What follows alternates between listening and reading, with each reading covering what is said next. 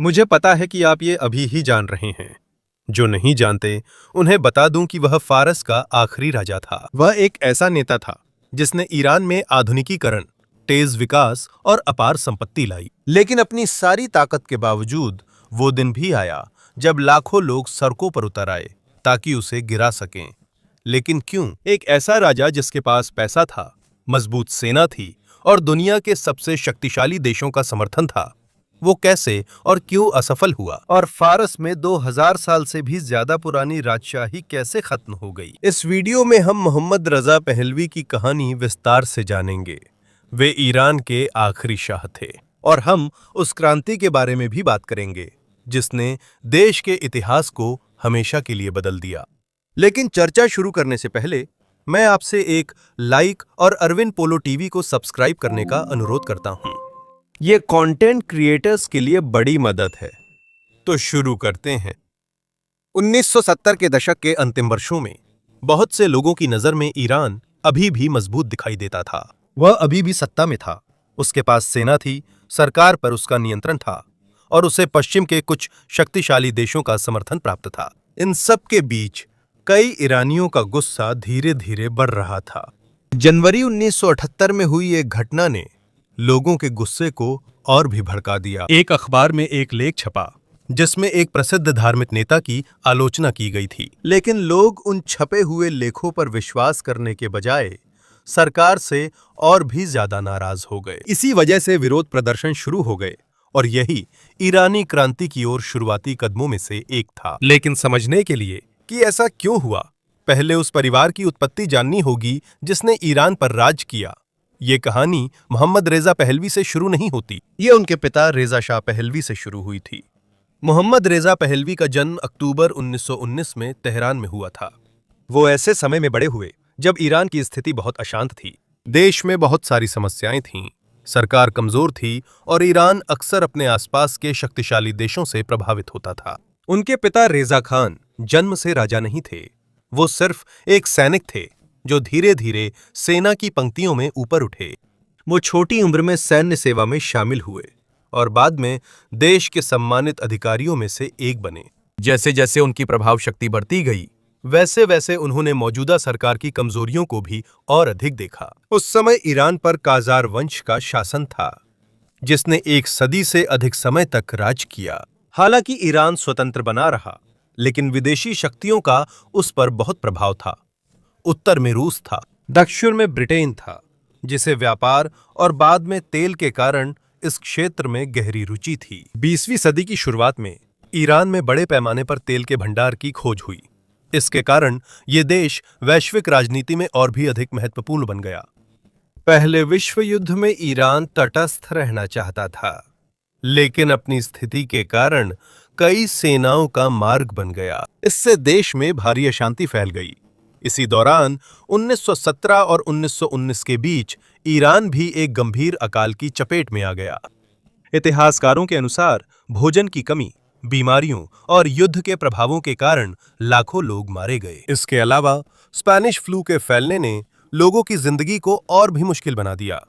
कई ईरानी नागरिकों ने मौजूदा सरकार पर से भरोसा खो दिया। उनके लिए काजार वंश अब संकट के बीच देश की रक्षा करने में सक्षम नहीं था। इसी वजह से फरवरी 1921 में रेजा खान ने अपने कुछ सैन्य साथियों के साथ एक सैन्य तख्तापलट किया।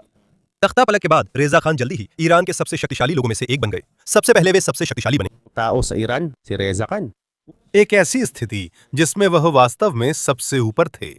कुछ ही वर्षों में उन्होंने सेना का इस्तेमाल विद्रोहों को दबाने और पूरे देश में सरकार का नियंत्रण मजबूत करने के लिए किया। उनकी ताकत बढ़ने के साथ पहले के राजवंश की शक्ति कमजोर होती गई। आखिरकार दिसंबर 1925 में काजार वंश को पूरी तरह से सत्ता से हटा दिया गया। रेजा खान ईरान के नए शाह बने और पहलवी वंश की स्थापना की, जिससे देश के इतिहास में नया अध्याय शुरू हुआ। यह अध्याय आधुनिकीकरण, बड़े बदलावों और ऐसे फैसलों से भरा था जो आगे मध्य पूर्व के आधुनिक इतिहास की महत्वपूर्ण क्रांति का मार्ग बनाएंगे।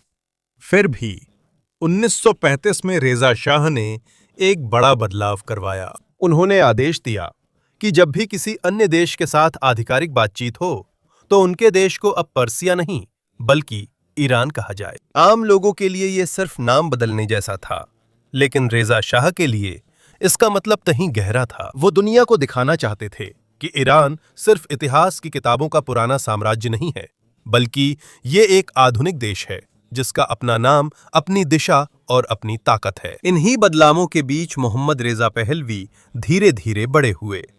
बचपन से ही उनका रोल साफ था, वो क्राउन प्रिंस थे। इसका मतलब था कि वही अगले राजा बनेंगे। इसलिए उनकी जिंदगी आम बच्चों जैसी नहीं रही। उनकी शिक्षा पर पिता ने कड़ी निगरानी रखी। कुछ सैन्य अधिकारी उन्हें पढ़ाते थे, क्योंकि रेजा के लिए उनका बेटा सिर्फ पढ़ना और बोलना ही नहीं सीखना चाहिए था, उसे आदेश मानना, नेतृत्व करना और सैनिक की सोच आनी चाहिए थी। लेकिन पिता जानते थे कि केवल सैन्य प्रशिक्षण पर्याप्त नहीं है। अगर वो ईरान को आधुनिक बनाना चाहते थे तो उनके बेटे को यूरोप कैसे काम करता है ये देखना जरूरी था। इसीलिए जब मोहम्मद रेजा छोटे थे तो उन्हें पढ़ाई के लिए स्विट्जरलैंड भेजा गया। वहां उन्होंने एक अलग तरह की दुनिया देखी। स्कूल ज्यादा बेहतर थे, जीवन शैली ज्यादा आधुनिक थी। उनका माहौल पश्चिमी संस्कृति से जुड़ा था, जिससे उन्हें लगा कि ईरान को भी आधुनिक बनना चाहिए। जब वो यूरोप में पढ़ रहे थे तब दुनिया तेजी से बदल रही थी। नाजी जर्मनी मजबूत, इटली का प्रभाव बढ़ रहा था और एशिया में जापान ताकतवर हो रहा था। और सितंबर 1939 में दूसरा विश्व युद्ध छिड़ गया। शुरू में ईरान ने तटस्थ रहने की कोशिश की। रेजा नहीं चाहते थे कि वे किसी बड़ी ताकत का खुला समर्थन करें, पर एक वजह थी जिससे दुनिया ईरान को अनदेखा नहीं कर सकती थी, और वो केवल तेल नहीं था, क्योंकि ईरान का स्थान भी बहुत महत्वपूर्ण था। ब्रिटेन और सोवियत संघ के लिए यह जरूरी था कि ईरान जर्मनी के प्रभाव में न जाए। जर्मनी से लड़ते समय सोवियत संघ को आपूर्ति भेजने के लिए उन्हें ईरान के रास्ते की जरूरत थी। इसलिए अगस्त 1941 में ब्रिटिश और सोवियत सेनाओं ने ईरान पर हमला कर दिया। देश की रक्षा जल्दी ही ढह गई। मित्र देशों के दबाव में रजा शाह को सिंहासन छोड़ना पड़ा और उनके बेटे मोहम्मद रजा ने उनकी जगह ली। सितंबर 1941 में वो ईरान के राजा बने। लेकिन भले ही वो राजा बन गए, इसका मतलब ये नहीं था कि वो स्वतंत्र रूप से फैसले ले सकते थे। वो अभी भी युवा थे। उनकी सत्ता की मजबूत नींव नहीं थी और ईरान भी युद्ध के दौरान कब्जा करने वाले देशों के प्रभाव में था। सीधे शब्दों में कहें तो उनके सिर पर ताज तो था, लेकिन उनकी सत्ता पूरी तरह से उनके नियंत्रण में नहीं थी। द्वितीय विश्व युद्ध के दौरान ईरान मित्र देशों के लिए अहम था, क्योंकि जरूरी सप्लाई वहीं से गुजरती थी। यही 1943 में तेहरान सम्मेलन भी हुआ था, जहां मित्र देशों के 3 बड़े नेता रूजवेल्ट, चर्चिल और स्टालिन मिले थे। लेकिन ईरानियों के लिए संदेश साफ था। उनका अपना देश वो जगह बन गया था जहां दुनिया की किस्मत पर बड़ी ताकतें चर्चा कर रही थीं, और उनका अपना शाह लगभग दृश्य के किनारे ही था। यहीं मोहम्मद रजा पहलवी की सोच धीरे धीरे आकार लेने लगी। उसने देखा कि बड़ी ताकतें ईरान से कैसे पेश आती हैं। उसने देखा कि जब राजा के पास सैन्य, सरकार और अर्थव्यवस्था पर नियंत्रण नहीं होता तो वह कमजोर होता है। इसलिए आने वाले वर्षों में वह युवा जो कभी सिर्फ शक्ति का प्रतीक था, अब सच में शक्तिशाली बनने की पूरी कोशिश करेगा। लेकिन जिस तरीके से उसने अपनी नेतृत्व को मजबूत किया, वही वजह बनी कि बहुत से ईरानी धीरे धीरे उस पर से भरोसा खोने लगे। अब चलिए आगे बढ़ते हैं। द्वितीय विश्व युद्ध के बाद ईरान में सत्ता का संतुलन बदलने लगा। कई वर्षों तक मोहम्मद रेजा पहलवी की शक्तियां सीमित थीं। वो सिर्फ नाम के राजा थे, लेकिन कई महत्वपूर्ण फैसलों पर अब भी विदेशी ताकतों और देश के शक्तिशाली राजनेताओं का प्रभाव बना हुआ था। लेकिन जब 1945 में यूरोप में युद्ध समाप्त हुआ तो मोहम्मद रेजा पहलवी को अपनी स्थिति मजबूत करने का मौका मिला। तब की बड़ी समस्याओं में एक थी उत्तरी ईरान के कुछ हिस्सों में सोवियत सेनाओं की मौजूदगी। इतिहासकारों के अनुसार युद्ध समाप्त होने के बावजूद सोवियत सैनिकों की वापसी बहुत धीमी थी। इसी कारण ईरान और सोवियत संघ के बीच तनाव बढ़ गया। अजरबैजान के पास के क्षेत्र में भी यह एक बड़ा मुद्दा बन गया, जहां कुछ समूह ईरान की केंद्रीय सरकार से अधिक स्वतंत्रता चाहते थे। इस संकट के बीच धीरे धीरे वो अपना प्रभाव फिर से हासिल करने लगे। जब अन्य राजनेताओं की शक्ति कम हो रही थी, तब उनका सरकार पर नियंत्रण और मजबूत होता गया। 1940 के दशक के अंतिम हिस्से तक वो अब केवल राजशाही का एक साधारण प्रतीक नहीं रह गए थे। धीरे धीरे वो ईरान में सत्ता का असली केंद्र बन गए थे। राजनीति में बदलाव के साथ उनके निजी जीवन में भी परिवर्तन हो रहे थे। राजा के रूप में सिंहासन के उत्तराधिकारी का होना उनके लिए बहुत जरूरी था। इसलिए उनके विवाह का कारण सिर्फ प्रेम नहीं था, इसमें राजनीति और वंश के भविष्य की भी बड़ी भूमिका थी। उनकी पहली पत्नी प्रिंसेस फोसिया थीं, जो मिस्र के शाही परिवार की सदस्य थीं। उस समय ये बटांग पलाबी वंश के लिए बड़ी सफलता थी, क्योंकि उन्हें क्षेत्र के प्रतिष्ठित शाही परिवार से संबंध मिला। उनकी एक बेटी थी, लेकिन उनका रिश्ता अच्छा नहीं रहा। बाद में वे अलग हो गए और आखिरकार उनका तलाक हो गया। इसके बाद उन्होंने फिर शादी की, लेकिन संतान न होने से ये भी ज्यादा नहीं चली। आखिरकार उन्होंने 1950 के दशक के आखिरी वर्षों में फराह फरादीबा से शादी की। इस बार उनके 4 बच्चे हुए, जिनमें 2 बेटे भी शामिल हैं, जिन्हें वंश का उत्तराधिकारी माना जाता है। जब वो अपनी निजी जिंदगी को संभाल रहे थे, तब पूरे देश में एक और बड़ी समस्या उभर रही थी, और वो समस्या थी तेल। अगर कोई एक चीज है जिसने 20वीं सदी में ईरान के इतिहास को बदल दिया, तो वो है देश के विशाल तेल भंडार पर नियंत्रण। कई ईरानी मानते हैं कि विदेशी कंपनियों को बहुत ज्यादा फायदा हो रहा है, जबकि ईरान को खुद उतना लाभ नहीं मिल रहा। इसी वजह से देश में अपने प्राकृतिक संसाधनों पर ज्यादा नियंत्रण की मांग तेज हो गई। 1951 में एक बड़ा बदलाव आया। मोहम्मद मुसद्दिक, एक लोकप्रिय राजनेता, प्रधानमंत्री बने। उनके सबसे महत्वपूर्ण कदमों में से एक था ईरान के तेल उद्योग को ईरान के नियंत्रण में लाने की इच्छा। कई ईरानियों के लिए यह स्वतंत्रता और गरिमा का प्रतीक था, लेकिन ब्रिटेन के लिए यह उनके हितों के लिए खतरा था। झगड़ा जल्दी ही बढ़ गया। अब यह सिर्फ व्यापार की बात नहीं थी, ये पश्चिम और सोवियत संघ के बीच बढ़ती शीत युद्ध का भी हिस्सा बन गया था। उस समय पश्चिमी देशों के कई नेता चिंतित थे कि अगर ईरान की सरकार कमजोर हो गई तो वह कम्युनिज्म के प्रभाव में आ सकता है। 1953 आते आते एक ऐसा संकट फूट पड़ा जिसने देश की दिशा को पूरी तरह बदल दिया। कई सालों बाद जारी किए गए दस्तावेजों के अनुसार, जिनमें पश्चिमी खुफिया एजेंसियों के रिकॉर्ड भी शामिल हैं, बाहर से एक ऑपरेशन को समर्थन मिला जिसने मोसादेक को सत्ता से हटा दिया। अराजकता के बीच वह कुछ समय के लिए ईरान छोड़ गए। बहुतों को लगा कि उनका शासन खत्म हो गया है, लेकिन ऐसा नहीं हुआ। 1953 की घटनाओं के बाद वो ईरान लौट आए और उनकी वापसी पर उनकी सत्ता पहले से कहीं ज्यादा मजबूत हो गई थी। अब उनके पास सेना और सरकार पर अधिक नियंत्रण था और वे ईरान को बदलने के लिए, अपनी योजना को आगे बढ़ाने के लिए ज्यादा तैयार थे। जैसे जैसे वे मजबूत हुए, वैसे वैसे वे ताकतें भी बन रही थीं, जो एक दिन उनके शासन को चुनौती देंगी। 1950 के दशक के मध्य में वे अपनी सबसे मजबूत स्थिति में दिख रहे थे। मोहम्मद रजा पहलवी तब सबसे मजबूत थे। उन्होंने अपने मुख्य राजनीतिक विरोधियों को हरा दिया और सेना का समर्थन मिला था। शीत युद्ध में ईरान के महत्व के चलते उन्हें कुछ पश्चिमी देशों का समर्थन मिला, लेकिन एक समस्या हमेशा बनी रही। आप इतने बड़े, इतने जटिल और विभिन्न समूहों से भरे देश को कैसे चला सकते हैं?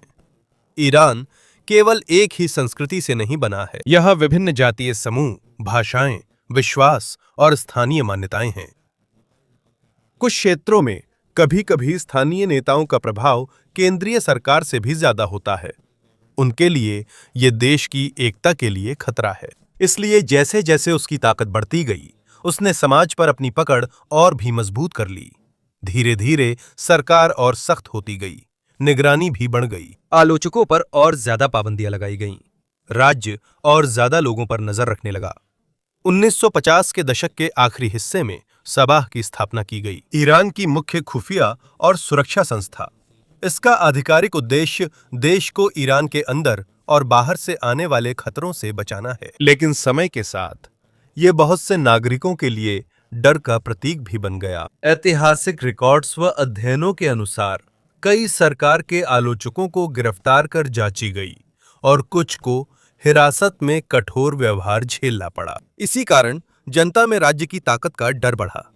लेकिन सख्ती के साथ कहानी का एक और हिस्सा भी है, जिसे अक्सर नजरअंदाज किया जाता है। जब वो अपना नियंत्रण मजबूत कर रहे थे तो वो ईरान को ऐसे तरीके से बदलने की भी कोशिश कर रहे थे जैसा पहले कभी अनुभव नहीं किया गया था। 1963 में उन्होंने एक कार्यक्रम शुरू किया जिसे श्वेत क्रांति कहा गया। इसके नाम के बावजूद ये कोई सशस्त्र क्रांति नहीं थी। ये ईरान की अर्थव्यवस्था, शिक्षा और समाज को बदलने की एक व्यापक योजना थी। इसका उद्देश्य सीधा था, देश को और अधिक आधुनिक बनाना। सबसे बड़े कदमों में से एक भूमि सुधार था। उस समय कई बड़ी जमीनें अमीर परिवारों और शक्तिशाली समूहों के नियंत्रण में थीं। नई योजना के तहत इन जमीनों का बड़ा हिस्सा ज्यादा किसानों में बांट दिया गया। इसके साथ ही सरकार ने तेल से होने वाली बड़ी आमदनी का इस्तेमाल नए प्रोजेक्ट्स को फंड करने के लिए किया। ज्यादा स्कूल बनाए गए, ज्यादा सड़कें बनाई गईं, ज्यादा समुदायों को बुनियादी सेवाएं दी गईं। शिक्षा के विस्तार के लिए भी बड़ा बजट रखा गया। सालों के बीतने के साथ ज्यादा लोग पढ़ना लिखना सीख गए, ज्यादा युवा स्कूल में दाखिल हुए, देश में ज्यादा प्रोफेशनल्स भी सामने आए। सिर्फ इतना ही नहीं, स्वास्थ्य सेवाओं तक पहुंच भी बढ़ाई गई। ऐसे कार्यक्रम शुरू हुए जो उन क्षेत्रों में मेडिकल सेवाएं लाएं जहां पहले डॉक्टर नर्स नहीं जाते थे। महिलाओं के अधिकारों में भी बदलाव आया। 1960 के दशक में महिलाओं को राष्ट्रीय चुनावों में वोट देने का अधिकार मिला।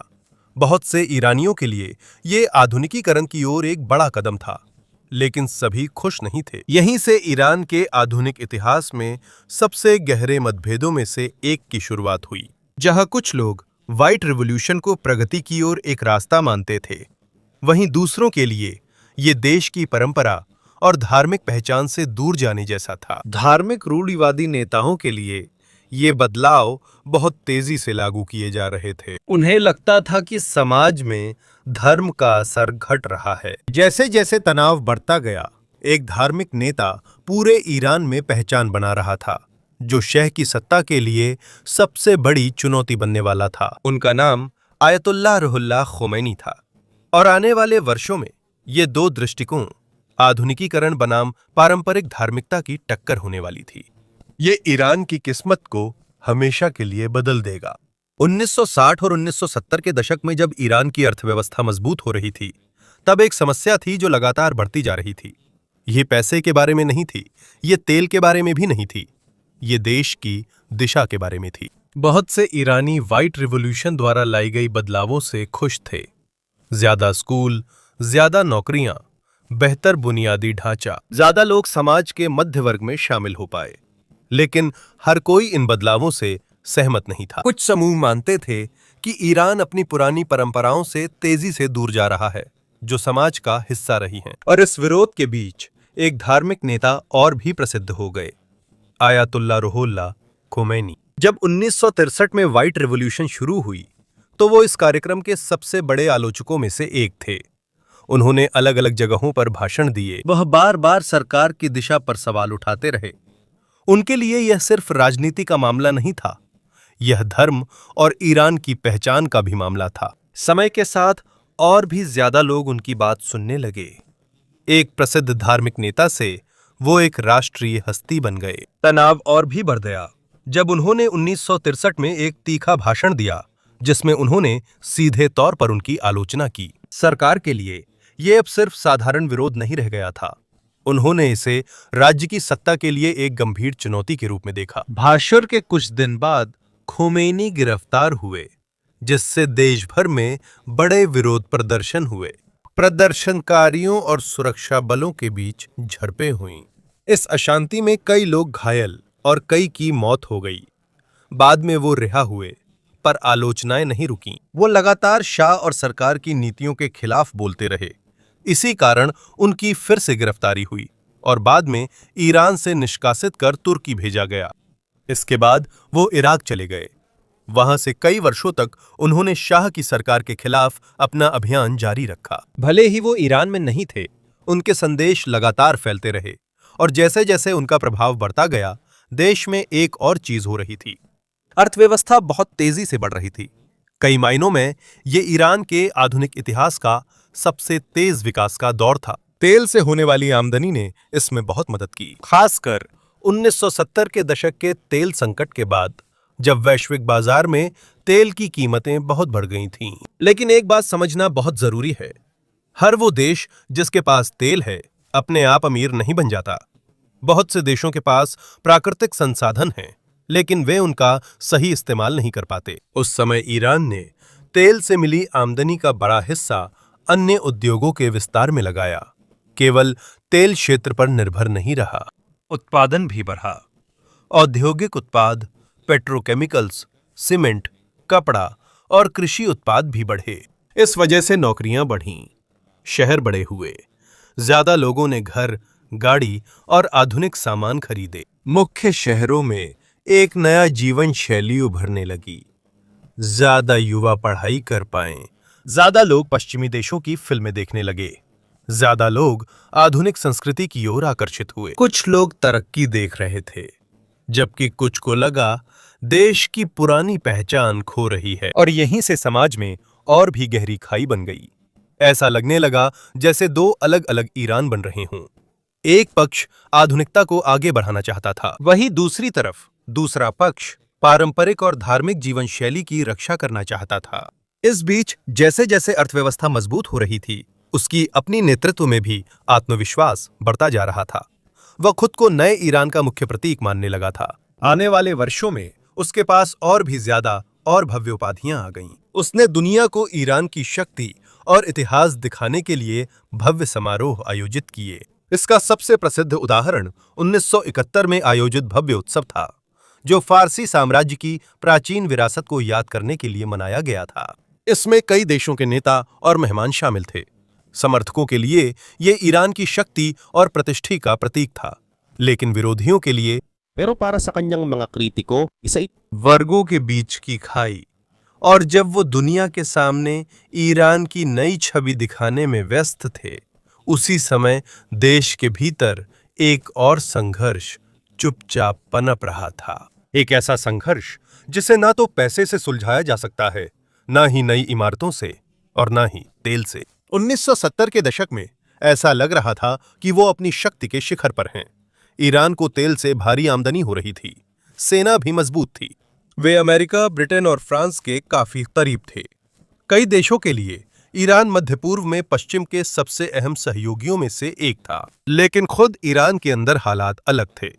जब सरकार अमीर हो रही थी, तो बहुत से आम लोग महसूस कर रहे थे कि देश की तरक्की सबके लिए बराबर नहीं है। कुछ लोग बहुत फायदा उठा रहे थे, लेकिन कई लोग पीछे छूट रहे थे।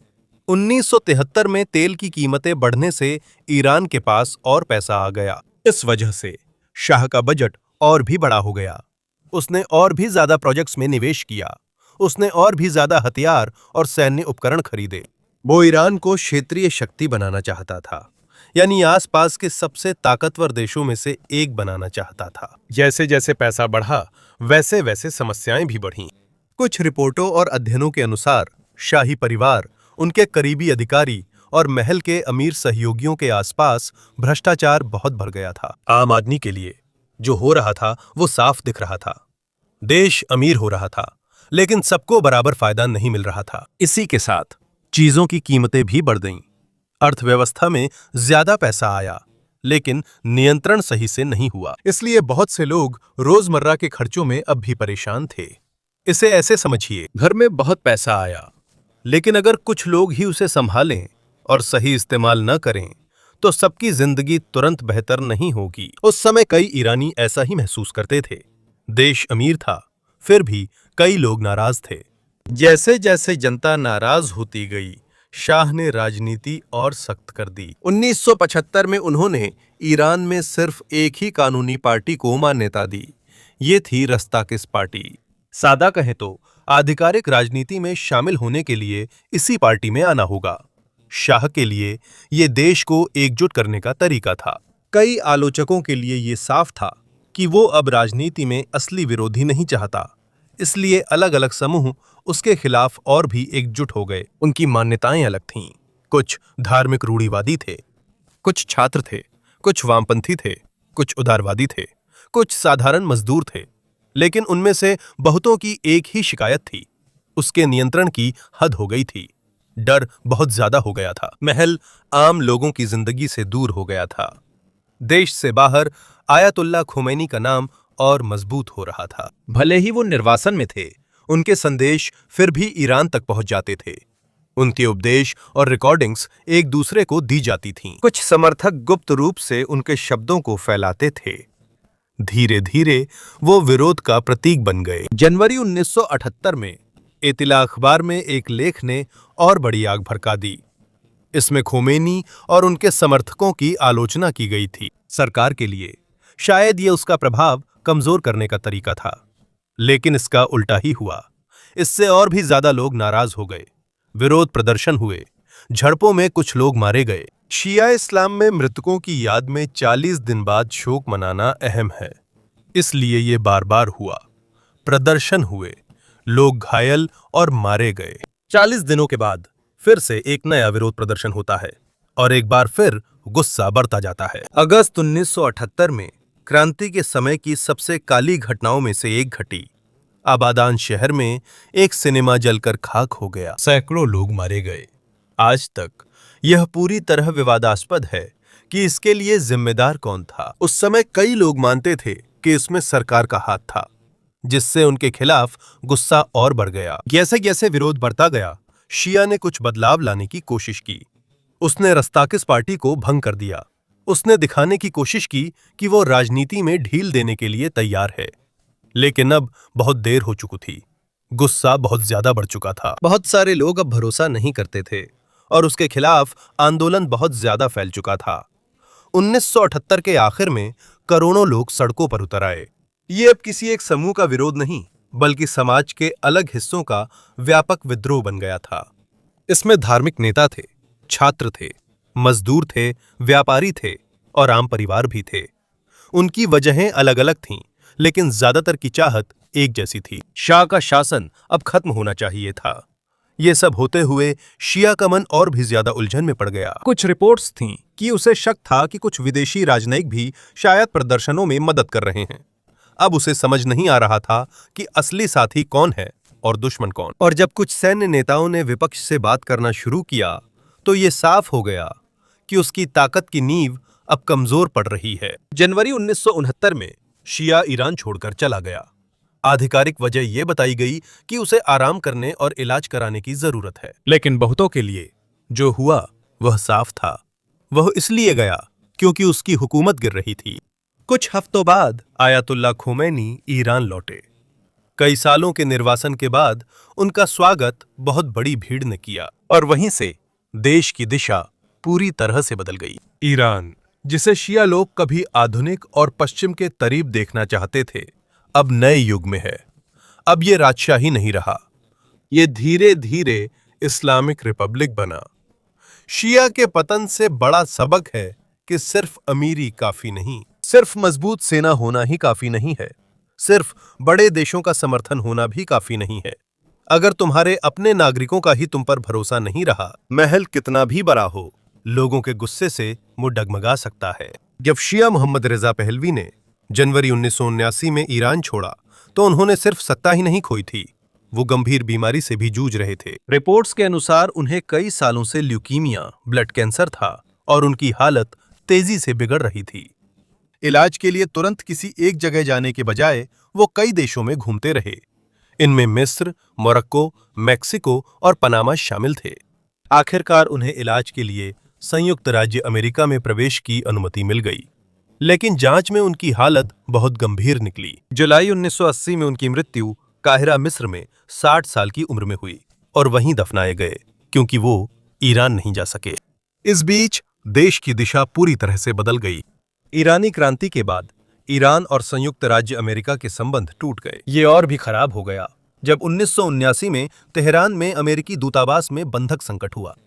तब से दोनों देश कई दशकों से दुश्मन बने हुए हैं। इसके बाद 1980 से 1988 तक खूनी ईरान-इराक युद्ध भी हुआ। 1989 में आयतुल्ला खोमैनी की मृत्यु के बाद आयतुल्ला अली खमेनी ईरान के नए सर्वोच्च नेता बने। आज तक ईरान लगातार विरोध प्रदर्शनों, प्रतिबंधों और अन्य देशों के साथ तनाव का सामना कर रहा है। इसलिए आज भी लोगों की राय उनके बारे में बटी हुई है। कुछ लोगों के लिए वह नेता हैं जिन्होंने तेज विकास, आधुनिकीकरण, ज्यादा स्कूल और मजबूत अर्थव्यवस्था लाई। कुछ लोगों के लिए वो भ्रष्टाचार, आजादी पर पाबंदी और केंद्रीकृत सत्ता के प्रतीक हैं। शायद दोनों की बात सही है, क्योंकि मोहम्मद रजा पहलवी की कहानी अच्छाई और बुराई की सीधी लड़ाई नहीं है।